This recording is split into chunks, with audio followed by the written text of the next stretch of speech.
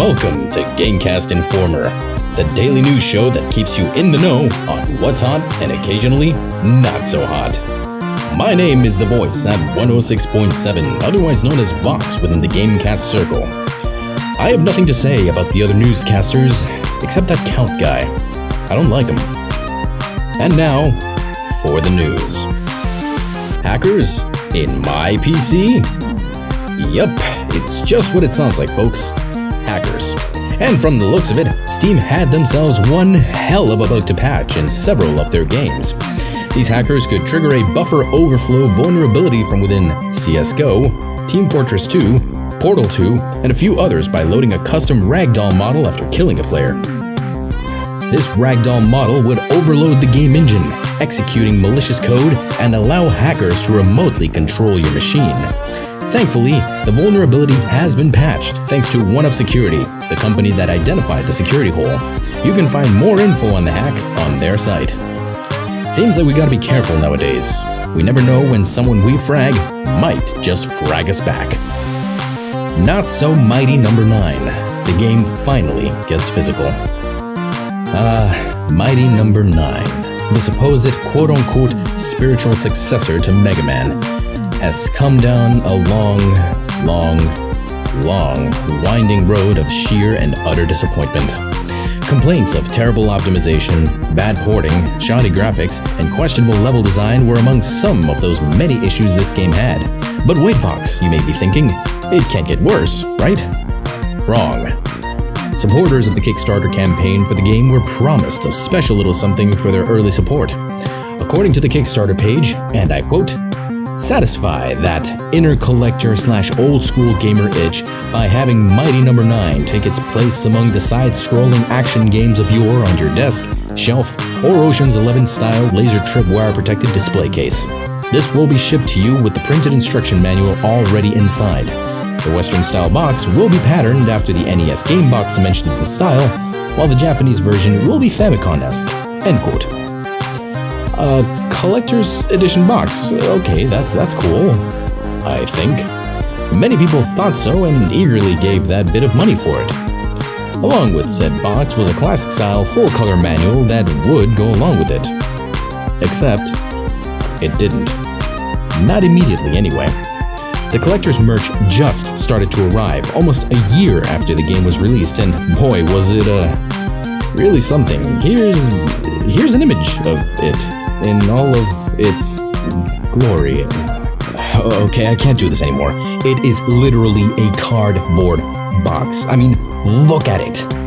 The manual is not in color, clearly, and the box came completely unfolded without any supports inside to keep it in a boxy shape. And get this, the manual does not even fit inside. How in the hell is it supposed to be a collector's edition box when you can't keep the manual that came with it inside?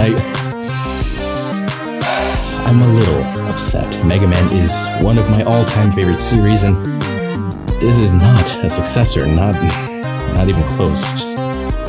Just no. See for yourself if you have the courage. PC Gamer has more info.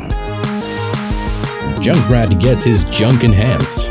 Not like that, you perverts. Who here has played Overwatch? Who here has played as Junkrat? Personally, I love playing as that Australian demo man for his maniacal laugh, overall twitchiness, and simply because who doesn't love some good old-fashioned mayhem? Well, this lovable hero is getting an upgrade. Geoff Goodman, Overwatch's main designer, has spread the news about tweaks that are going to be made to the explosive devil. Word on the grapevine is that his mine damage will be reduced, but in exchange, he will be getting a lower cooldown to the amount of time it takes for said mines to be primed. In addition, he's going to be getting 2 charges to these mines instead of the original 1. The purpose of this is to give Junkrat a makeshift double jump, which will allow the player to, in the literal sense, launch himself into action and cause a little chaos, and then theoretically use that second charge to perhaps launch himself away. It's also been stated that his ult will be getting a similar boost in either power or speed, but not both. More info on this available on the Battle.net forums.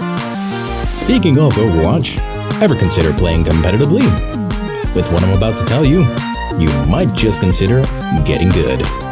Blizzard Entertainment will be hosting the Overwatch League, an international competitive esports extravaganza made to host the best of the best Overwatch teams and pit them against each other in a fight to the death. On Overwatch. What did you think I meant? Anyway, these teams were mainly backed by people such as the owners of the New York Mets and the New England Patriots will of course be playing for a cash prize and notoriety, but get this, they'll also be getting paid contracts and health insurance too. That's right folks, if you're good enough to be on a professional Overwatch team, you could be getting paid a minimum of $50,000 a year, along with health insurance and a very nice 401k. And this won't be a one-time thing either. Blizzard is looking to make this into a long-time esport event and encouraging people to make careers out of this. Crazy, ain't it? Looks like all that time playing video games might just pay off and allow those with particularly elite skills to make some cash off of it. A career playing video games. Looks like our parents were wrong. Dad. More info on the official site. More Overwatch?